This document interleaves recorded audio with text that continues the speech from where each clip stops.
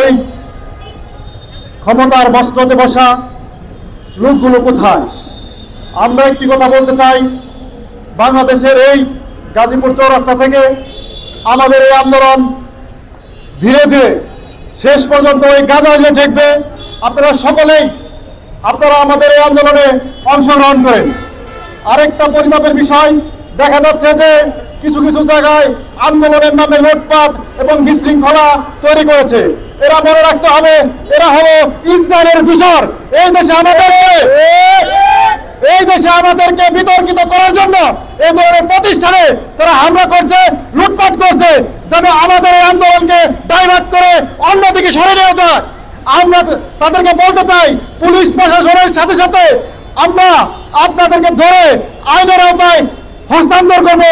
আপনারা সতর্ক হয়ে যান, এই ধরনের চিন্তা ভাবনা আপনারা বাদ দেন, পরিত্যাগ করেন।